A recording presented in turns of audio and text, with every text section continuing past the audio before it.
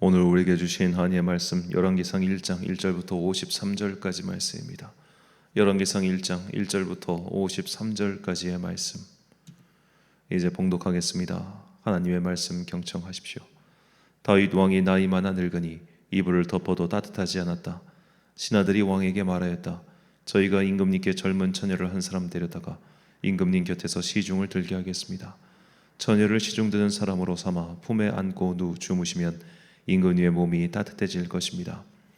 신하들은 이스라엘 온 나라 안에서 젊고 아름다운 처녀를 찾다가 수넴 처녀 아비삭을 발견하고 그 처녀를 왕에게로 데려왔다. 그 어린 처녀는 대단히 아름다웠다. 그 처녀가 왕의 시중을 드는 사람이 되어서 왕을 섬겼지만은 왕은 처녀와 관계를 하지는 않았다. 그때 다윗과 학개 사이에서 태어난 아들 아도니아는 자기가 왕이 될 것이라고 하면서 후계자처럼 행세하고 다녔다. 자신이 타고 다니는 병거를 마련하고 기병과 호위병 50명을 데리고 다녔다. 그런데도 그의 아버지 다윗은 아도니아를 꾸짖지도 않고 어찌하여 그런 일을 하느냐고 한 번도 묻지 않았다. 그는 압살롬 다음으로 태어난 아들로서 용모가 뛰어났다. 아도니아가 수려의 아들 요압과 아비아달 제사장을 포섭하니 그들이 아도니아를 지지하였다.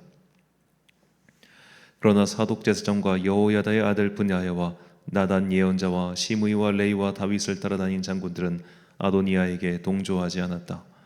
아도니아가 엔 로겔 가까이에 있는 소헬렛 바위 옆에서 양과 소와 살진 송아지를 잡아서 잔치를 베풀고 자기의 형제인 왕자들과 유다 사람인 왕의 모든 신하를 초청하였다. 그러나 나단 예언자와 브나야와 왕의 경호병들과 동생 솔로몬은 초청하지 않았다. 나단이 솔로몬의 어머니 밧세바에게 물었다. 우리의 왕 다윗 임금님도 모르시는 사이에 이미 학깃의 아들 아도니아가 왕이 되었다고 합니다. 혹시 듣지 못하셨습니까? 제가 이제 마님의 목숨과 마님의 아들 솔로몬의 목숨을 구할 수 있는 좋은 계획을 알려드리겠습니다. 어서 다윗 임금님께 들어가셔서 이렇게 말씀하십시오. 임금님께서는 일찍이 이 종에게 이르시기를 이 몸에서 난 아들 솔로몬이 반드시 임금님의 뒤를 이어서 왕이 될 것이며 그가 임금님의 자리에 앉을 것이라고 맹세하시지 않으셨습니까? 그런데 어떻게 아도니아가 왕이 되었습니까? 마님께서 이렇게 임금님과 함께 말씀을 나누고 계시면 저도 마님 뒤를 따라 들어가서 마님께서 말씀하시는 것을 도와드리겠습니다. 밧세바는 침실에 있는 왕에게로 갔다. 왕은 매우 늙어서 수넴 여자 아비삭이 수종을 들고 있었다. 밧세바가 엎드려서 절을 하니 왕은 무슨 일이오 하고 물었다. 그가 왕에게 대답하였다. 임금님께서는 임금님의 주 하나님을 두고 맹세하시며 이 종에게 이르시기를 이 몸에서 태어난 아들 솔로몬이 임금님의 뒤를 이어서 왕이 될 것이며 그가 임금님의 자리에 앉을 것이라고 말씀하셨습니다. 그런데 지금 아도니아가 왕이 되었는데도 임금님께서는 이 일을 알지 못하고 계십니다. 아도니아가 소와 송아지와 양을 많이 잡아 제사를 드리고 왕의 모든 아들과 아비아달 제사장과 군사령관 요압을 초청하였습니다. 그러나 임금님의 종 솔로몬은 청하지 않았습니다. 임금님께서는 통촉하시기 바랍니다. 온 이스라엘 사람이 임금님을 주시하고 있고 임금님의 뒤를 이어서 임금의 자리에 앉을 사람이 누구인지를 임금님께서 알려주시기를 고대하고 있습니다. 그렇게 하지 않으시면 임금님께서 돌아가셔서 조상과 함께 누우실 때에 나와 솔로몬은 반역자가 될 것입니다. 이렇게 밧세바가 왕과 함께 말을 나누고 있을 때에 예언자 나단이 들어왔다. 그러자 신하들이 예언자 나단이 드십니다 하고 왕에게 알렸다. 그는 왕 앞에 나아가서 얼굴을 땅에 대고 크게 절을 하였다. 나단이 말하였다. 임금님께 여쭙니다. 아도니아가 왕이 되어서 임금님의 뒤를 이어 임금의 자리에 앉을 것이라고 말씀하신 적이 있으십니까? 아도니아가 오늘 내려가서 소와 송아지와 양을 많이 잡아서 제사를 드리고 모든 왕자와 군사령관과 아비아달 제사장을 초청하였습니다. 그들은 아도니아 앞에서 먹고 마시고는 아도니아 임금님 만세를 외쳤습니다. 그러나 임금님의 종인 저와 사독 제사장과 여호야다의 아들 브냐야와 임금님의 종 솔로몬은 초청하지 않았습니다. 이 일이 임금님께서 하신 일이라면 임금님의 뒤를 이어서 임금님의 자리에 앉을 사람이 누구인지를 임금님의 종인 저에게만은 알려주실 수 있었을 것입니다. 이에 다윗 왕이 대답하였다. 밧세바를 이리로 부르시오. 밧세바가 들어와서 왕의 앞에 서니 왕은 이렇게 맹세하였다. 나를 모든 재단에서부터 구원하여 주신 주님의 살아계심을 두고 맹세하오. 내가 전에 이스라엘의 주 하나님을 두고 분명히 그대에게 맹세하기를 그대의 아들 솔로몬이 임금이 될 것이며 그가 나를 이어서 임금의 자리에 앉을 것이다 하였으니 이 일을 오늘 그대로 이행하겠소. 밧세바가 얼굴을 땅에 대고 엎드려서 크게 절을 하며 임금님 다윗 임금님 만수무강하시기를 빕니다 하고 말하였다. 다윗 왕이 사독 제사장과 나단 예언자와 여호야다의 아들 브나야를 불러오라고 하였다. 그들이 왕 앞으로 나아오니 왕이 그들에게 말하였다. 그대들은 나의 신하들을 거느리고 내가 타던 노새에 나의 아들 솔로몬을 태워서 기혼으로 내려가도록 하십시오.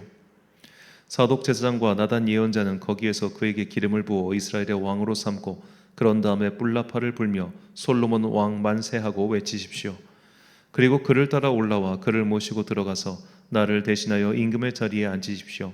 그러면 그가 나의 뒤를 이어서 왕이 될 것입니다. 그를 내가 이스라엘과 유다의 통치자로 임명하였습니다. 여호야다의 아들 브나야가 왕에게 대답하였다. 아멘. 임금님의 하나님이신 주님께서도 그렇게 말씀하시기를 바랍니다. 주님께서 임금님과 함께 계신 것처럼 솔로몬과도 함께 계셔서 그의 자리가 우리 다윗 임금님의 자리보다 더 높게 되기를 바랍니다. 사독 제사장과 나단 예언자와 여호야다의 아들 브나야와 그렛 사람과 블렛 사람이 내려와가서 솔로몬을 다윗 왕의 노새에 태워서 기혼으로 데리고 갔다. 사독 제사장이 장막에서 기름을 넣은 뿔을 가지고 와서 솔로몬에게 기름을 부었다. 그리고 뿔나파를 부니 모든 백성이 솔로몬 왕 만세하고 외쳤다. 모든 백성이 그의 뒤를 따라 올라와 피리를 불면서 열광적으로 기뻐하였는데 그 기뻐하는 소리 때문에 세상이 떠나갈 듯하였다. 아도니아와 그의 초청을 받은 모든 사람이 먹기를 마칠 때에 이 소리를 들었다. 요압이 뿔나팔 소리를 듣고서 왜 이렇게 온 성안이 시끄러운가 하고 물었다. 그의 말이 다 끝나기도 전에 아비아달 제사장의 아들 요나단이 들어왔다. 아도니아가 말하였다. 어서 들어오게. 그대는 좋은 사람이니 좋은 소식을 가져왔겠지. 요나단은 아도니아에게 대답하였다. 아닙니다. 우리의 다윗 임금님께서 솔로몬을 왕으로 삼으셨습니다. 임금님께서는 사독 제사장과 나단 예언자와 여호야다의 아들 브나야와 그렛 사람과 블렛 사람을 솔로몬과 함께 보내셨는데 그들이 솔로몬을 왕의 노새에 태웠습니다. 그리고 사독 제사장과 나단 예언자가 기온에서 그에게 기름을 부어서 왕으로 삼았습니다. 그래서 그들이 그곳에서부터 기뻐하면서 올라오는 바람에 성안이 온통 흥분에 들떠 있습니다. 여러분께서 들으신 소리는 바로 그 소리입니다. 솔로몬이 임금 자리에 앉았으며 임금님의 신하들도 들어와서 우리의 다윗 임금님께 축하를 드리면서 임금님의 하나님께서 솔로몬의 이름을 임금님의 이름보다 더 좋게 하시며 그의 자리를 임금님의 자리보다 더 높게 하시기를 바랍니다 하고 축복하였습니다. 임금님께서도 친히 침상에서 절을 하시며 주님께서 오늘 내 자리에 앉을 사람을 주시고 또 이 눈으로 그것을 보게 하시니 주 이스라엘의 하나님께 찬양을 드립니다 하고 말씀하셨다고 합니다. 그 말을 듣고 아도니아의 초청을 받아서 와 있던 모든 사람들이 황급히 일어나서 모두 제 갈 길로 가버렸다. 아도니아는 솔로몬이 두려워서 일어나가서 제단불을 붙잡았다. 사람들이 솔로몬에게 말하였다. 아도니아가 솔로몬 임금님을 두려워하여서 지금 제단불을 붙잡고 솔로몬 임금님께서 임금님의 종인 아도니아를 칼로 죽이지 않겠다고 맹세해 주시기를 바라고 있습니다. 솔로몬이 말하였다. 그가 충신이면 그의 머리카락 하나도 땅에 떨어지지 않을 것이다. 그러나 그에게서 악이 발견되면 그는 죽을 것이다. 솔로몬 왕이 사람을 보내어 그를 제단에서 끌어오게 하니 그가 와서 솔로몬 왕에게 절을 하였다. 그러자 솔로몬은 그에게 집에 가 있으라고 하였다. 아멘. 권력을 항상 경계하라라는 제목으로 하나님의 말씀 선포하겠습니다. 오늘부터 열왕기 상권을 시작합니다. 히브리어 고대 사본에 보면 사무엘상부터 열왕기 하까지 이 네 권의 책은 모두 하나의 두루마기 묶음이었습니다. 그런데 이게 얼마나 길었을까 생각을 해보십시오. 그러니까 너무 길다 보니까 이제 나중에 구약 성경을 헬라어로 번역한 70인역 성경에서 이 하나의 책을 네 권으로 나눈 게 지금 현재 모습입니다. 그리고 이렇게 헬라어 구약 성경이 이 네 권으로 나누고 나자 나중엔 히브리어 구약 성경도 네 권으로 나누는 전통을 따라가기 시작했죠. 오늘날 사무엘 상하권 그리고 열왕기 상하권이 생겨난 배경입니다. 어떤 사람들은 이 사무엘이 사무엘 상하권을 썼다고 하지만 그건 뭐 사실 틀린 말이고요. 그렇게 이름을 붙인 이유는 그냥 이제 나중에 성경을 이렇게 네 권으로 나눈 이 번역자들이 사무엘이 주인공이기 때문에 또 사무엘의 이야기를 이렇게 적어놓고 또 열왕기 같은 경우는 10명의 왕이 아니라 왕의 연대기에서 이렇게 왕들로 이렇게 번역을 한 것입니다. 그러니까 제목은 후대가 정한 거지 저자 때문에 정한 게 아니에요. 자, 이렇게 해서 네 권의 책은 사실 동일한 사관, 그러니까 역사적 관점에서 쓰인 책인데 우리가 사무엘상부터 지금까지 쭉 봐왔지만 이 역사서의 목적은 이스라엘의 위인들의 위대함을 보여주기 위함이 아닙니다. 우리의 초대왕이, 우리가 섬기는, 우리가 참 민족의 자랑으로 여기는 다윗과 솔로몬과 같은 사람들이 이렇게 훌륭한 사람들이었다, 이런 용비어천가를 부르기 위한 목적의 책이 아니에요. 오히려 그들의 적나라한 모습을 보여줌으로써 인간이 원래 이렇다는 것을 우리에게 보여주기 위한 책입니다. 그러니까 역사서의 목적은 어쩌면 하나님의 온전하심과 대비되는 인간의 무능함과 모자람을 보여주기 위한 책이지, 우리 다윗 임금이 이렇게 대단한 사람이었다, 우리 솔로몬 임금이 이렇게 대단한 사람이었다, 이걸 보여주기 위한 책이 아니라는 겁니다. 자, 오늘 본문은 이제 솔로몬이 왕으로 등극하는 과정인데, 이 왕으로 등극하는 과정에서 그야말로 권력을 쟁취하기 위한 모략과 암투가 벌어지는 것을 우리에게 보여주고 있죠. 자, 이제 이 솔로몬의 대항마라고 표현하면 좀 웃긴데, 사실 이제 다윗에게는 이제 모두 16명의 아들이 있었습니다. 그런데 이제 장남인 암놈, 그리고 셋째 아들인 그 압살롬, 이 둘이 모두 죽었기 때문에 자연스럽게 다음 왕권은 사남, 넷째 아들인 아도니아에게로 향했습니다. 어찌 보면 자연스러운 순서죠. 위에 형 3명이 다 죽었거나 사라졌으니 이제는 자기 차례라고 당연히 생각하지 않겠습니까? 이걸 바꿔 말하면 지금 다윗은 거의 죽기 직전까지도 자기 후계자를 정해놓지 않았다는 거예요. 왕자가 16명, 그리고 이제 그중 3명은 이미 죽었으니까 또 누군가 죽었을 수도 있으니 10명 가까운 왕자들이 남아 있는데, 후계자를 아직도 안 정하고 있는 이 다윗의 모습을 한번 생각해 보십시오. 자, 이 당시 이제 다윗이 70세 다 되었겠죠. 그러면 이제 아도니아가 대략 30대 중반에 태어난 아들이니 다들 30대 중반일 겁니다. 30대 중반부터 당시 솔로몬이 이제 20살 정도 됐죠. 자, 이렇게 지금 아들들 나이는 찰 만큼 찼는데도 아직도 후계자를 정하지 않은 다윗의 모습, 이것을 바꿔 말하면 그만큼 다윗은 권력에 참 오랫동안 집착했다, 그렇게 볼 수도 있겠죠. 이건 물론 넘겨짚은 겁니다. 자, 이렇게 네 번째 아들, 넷째 아들 아도니아와 10번째 아들 솔로몬이 서로 권력을 쟁취하기 위해서 다투는 과정을 우리 보여주고 있는 거예요. 자, 아도니아 입장에서는 형들이 다 사라졌으니 이제는 내 차례라고 당연하게 생각했겠죠. 그래서 이 아도니아를 지지하는 사람들과 아직 왕께서 아직 후계자 선정에 대해서 아무 말씀 안 하셨는데 라면서 유보하는 두 그룹으로 이 다윗의 신하들이 나뉘게 됩니다. 7절과 8절. 아도니아가 수리아의 아들 요압과 제사장 아비아달과 모이하니 그들이 따르고 도우나 제사장 사독과 여호야다의 아들 브나야와 선지자 나단과 시므이와 레이와 다윗의 용사들은 아도니아와 같이 하지 아니하였더라. 자, 군권을 장악한 요압과 그리고 다윗을 옆에서 가장 오래 섬겼던 제사장인 아비아달, 이 두 사람을 아도니아가 먼저 포섭합니다. 이 두 사람 입장에서는 아마 별 생각이 없었을 수도 있어요. 왜냐하면 그냥 위에 형 다 같고 아들 중에서 나이가 제일 많고, 그리고 오늘 본문 성경에 보면 아도니아가 아버지에게 단 한 번도 혼나본 적이 없다. 그 말인즉 항상 아버지의 뜻에 순종하면서 지금까지 별 문제 없이 자란 그런 넷째 아들이다라는 뜻이죠. 자, 그러다 보니까 그냥 다음 왕은 자연스럽게 이 아도니아가 되겠네라고 생각한 거예요. 자, 그런데 그때 선지자 나단이 등장합니다. 선지자 나단이 이 왕이 후계 구도에 끼어들어서 그가 밧세바를 종용해서 솔로몬을 왕으로 삼는데 아주 결정적인 역할을 하죠. 본문 11절과 12절 말씀.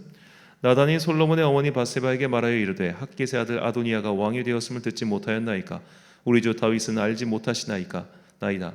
이제 내게 당신의 생명과 당신 아들 솔로몬의 생명을 구할 계책을 말하도록 허락하소서. 자, 이 장면 되게 중요한 장면입니다. 하나님의 선지자, 하나님의 말씀을 전하는 나단이 지금 정치 공작을 펼치고 있는 거예요. 우리가 이 선지자들의 말을 잘 보면 그가 하나님께 받아서 말씀을 전할 때는 내가 주께 받은 말씀이다라는 식의 표현이 반드시 들어갑니다. 지금 나단은 하나님께 뭔가를 메시지를 받아서 이 계책을 말하는 게 아니고 자기가 살 길을 찾아서 말하는 거예요. 그리고 이제 이 나단의 말을 잘 분석해 보면 아마도 이 밧세바와 다윗 사이에 둘만의 어떤 이야기가 있었던 것 같아요. 그 이야기는 내가 당신의 아들 솔로몬을 다음 왕으로 삼아 줄 거야라는 약속이었던 것으로 보입니다. 왜냐하면 이 약속이 성경 다른 데 한 번도 나오지 않기 때문이에요. 성경 그 어디에도 하나님께서 야, 이 아들 솔로몬을 너의 다음 왕으로 삼아라 이런 명령을 내리신 적이 없고 다윗이 그것을 공식적으로 약속해 준 적도 없어요. 아마도 그렇기 때문에 밧세바와 다윗 둘 사이에서 오고 갔던 말이 있었을 것이고 그 말을 밧세바가 나단에게 했던 거죠. 그렇기 때문에 나단은 그 말을 기억하고 지금 밧세바와 함께 모의해서 솔로몬을 왕으로 세우기 위한 작업을 하고 있는 겁니다. 자, 이런 정치 권력 투쟁에 하나님의 선지자가 들어가 있다는 것, 이것이 옳고 그름을 떠나서 일단 여기 들어가 있다는 것 자체가 사실은 문제예요. 하나님의 사람이, 하나님의 선지자가 정치에 뛰어든다, 정치 문제에 깊숙이 개입한다, 이거 좋은 거 아닙니다. 자, 내일 살펴보겠지만 이때 아도니아를 비롯해서 아도니아의 편을 든 자들은 모두 숙청당하죠. 이 권력의 비정함을 과감없이 보여주고 있습니다. 자, 이렇게 이 권력을 쟁취하기 위해 제사장이 되었던 선지자가 되었던 그 이전까지 하나님의 말씀을 전하던 사람도 여기에 끼어들고 서로 다투고 죽이고 숙청하고 하는 과정을 쭉 보여주면서 우리는 이걸 깨달아야 돼요. 야, 권력은 참 무서운 거다. 권력은 참으로 비정한 거다. 권력은 부모 자식도 나눌 수 없는 거구나. 이 권력, 우리는 이 권력을 흔히 정치 권력만을 권력이라고 생각하지만 사실은 남에게 영향을 미칠 수 있는 모든 것들은 다 권력입니다. 그래서 교회 안에도 권력이 있습니다. 저 같은 목사들도 권력을 당연히 가지고 있고 또 교회 운영하는 데 참여하는 장로들도 권력을 가지고 있고 또 성도들 사이에서도 권력이 있는 성도가 있어요. 어떤 권력이냐? 남들이 다 하고 싶어하는 봉사의 자리, 남들이 주목하는 봉사의 자리에 서 있는 사람, 그들이 그 권력을 유지하기 위해 얼마나 노력하는지 옆에서 보면 우스울 정도입니다. 그 제단 꽃장식이 뭐라고,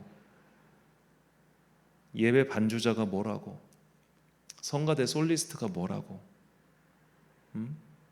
그거 하나 하고 싶어서, 그 자리 놓치기 싫어서 그렇게 발버둥을 치고 하는 걸 보면 어떤 면에서는 참 대단하다는 생각이 들고 어떤 면에서는 정말 저 사람은 정말 예수 믿는 사람인가라는 생각이 들 정도입니다. 그렇게 주목받고 싶어하고 그렇게 그 자리에 있고 싶어하는 그 마음, 그런 게 다 권력이에요. 우리가 그래서 이렇게 권력을 경계해야 됩니다. 남에게 영향을 미칠 수 있고 또 남이 원하는 그것, 그 자리에 있다는 것만으로도 우리는 충분히 권력자예요. 강대상도 물론 권력이 있는 자리지만 교회 안에도 충분히 이 외에도 권력이 있는 많은 자리가 있습니다. 우리가 그거 정말 경계해야 됩니다. 저는 교회 주방에서 그 주방장 자리를 놓고 그렇게 모략과 암투가 벌어지는 것도 봤어요. 기가 막힌 일이죠. 자, 봉사의 직분이 권력의 직분으로 변질되고 하나님을 열심히 섬기고자 했던 일이 나중에는 권력이 되는 것을 우리가 너무나 많이 봅니다. 성경이 적나라하게 보여주고 있는 이 권력 암투의 장면을 통해 우리는 권력의 무서움과 또 달콤한 유혹을 경계해야 됩니다. 이것으로부터 누구도 자유로울 수 없죠. 그래서 항상 이 말씀을 기억하십시오. 고린도전서 10장 11절부터 12절까지 말씀. 그들에게 일어난 이런 일은 본보기가 되고 또한 말세를 만난 우리를 깨우치기 위하여 기록되었느니라. 그런즉 선줄로 생각하는 자는 넘어질까 조심하라. 아멘. 사랑하는 천안광성교회 성도 여러분, 그리고 이 새벽을 함께 깨우고 계신 귀한 주님의 자녀 여러분, 하나님과 긴밀하게 동행했던 사람들도, 하나님의 음성을 듣고 그분의 인도함을 받았던 사람들도 권력 앞에서는 얼마든지 이상해질 수 있음을 오늘 본문은 보여주고 있습니다. 그러니 항상 우리도 우리 자신을 경계해야 합니다. 내가 받은 직분은 그리스도 예수를 더 잘 섬기기 위함이지 교회 안에서 권력을 행사하기 위함이 아닙니다. 교회 안에서 목사가 권력자요, 성가대 지휘자가 권력자요, 반주자가 권력자가 됩니다. 바깥에서 볼 때는 아무것도 아닌 일에도 그거 하나 차지하겠다고 술술을 부리는 모습들이 우리 안에 정말 있습니다. 우리는 인간입니다. 아무리 훌륭한 삶을 살아왔어도 우리는 마지막까지 인간일 겁니다. 우리의 한계와 인간의 못난 부분을 받아들이고 이런 권력의 자리를 경계하십시오. 사람들이 주목하는 자리, 그 자리가 언제나 권력이 집중되는 자리입니다. 내가 그럴 의도가 없었다고 하더라도 그 자리에 있는 한 사람들은 언제나 우리의 진의를 왜곡하려고 들 것이니 그렇기 때문에 항상 스스로 경계하는 자세가 필요합니다. 우리는 교회 아니든 밖이든 권력 앞에서 무정하며 잔인할 수 있다는 것을 잊지 마시고 그 작은 권력 앞에서도 그 권력이 유혹을 하찮게 여기지 마시고 그것을 항상 경계하는 지혜로운 주의 자녀가 되시길 예수님의 이름으로 축원합니다. 기도하겠습니다. 사랑과 은혜가 풍성하신 아버지 하나님, 우리는 분명히 주를 위한 봉사자, 하나님 나라를 위한 섬김이로 부르심을 받았는데 어느샌가 그 일을 누군가가 사모하는 자리가 되었고 그 사모하는 자리를 지키려고 하다 보니 그것이 권력이 되는 현상을 우리는 너무나 많이 보고 있습니다. 주님, 이 자리는 잠시 주님께서 우리에게 주신 자리에 불과하며 다시 주님께서 그 자리를 넘기라고 하시면 언제든지 넘겨줄 수 있는 그런 자리에 불과하다는 것을 잊지 않게 하시고 그 자리를 지키기 위해, 그 권력을 지키기 위해 정말 쓸데없는 힘을 낭비하는 어리석은 자 되지 않게 하여 주옵소서. 날씨가 갑자기 추워졌습니다. 주님께서 이 환절기에 주의 자녀들의 건강을 지켜주시고 새벽과 저녁을 불어오는 이 찬바람으로부터 그들의 육체 가운데 따뜻한 성령의 은혜를 부어 주옵소서. 한 주간의 중간인 수요일, 이제 일상으로 돌아온 이 시기에 우리는 또 시간과 공간을 구별하여 주님께 예배를 드립니다. 오늘 예배를 통하여 우리 안에 있는 모든 죄가 토설되고 그리고 우리 안에 있는 그 성령의 은혜가 다시 한번 불일 듯 일어나는 변화와 회복의 시간 되게 하여 주옵소서. 이 모든 말씀 우리를 사랑하시고 우리에게 생명의 바른 길을 가르쳐 주시는 거룩하신 예수 그리스도의 이름으로 기도드립니다. 아멘. 오늘의 기도 제목입니다. 교회 아니든 밖이든 나를 유혹하는 권력은 무엇입니까? 내가 갖고 싶어하는 것, 그리고 남도 갖고 싶어하는 것, 그것이 권력이며 그 유혹의 힘은 지극히 강합니다. 이 권력의 실체를 파악할 수 있는 분별력을 달라고 기도하십시오. 오늘 주신 기도의 제목 가지고 기도와 묵상의 힘쓰는 하루 되시길 바랍니다. 기도하겠습니다.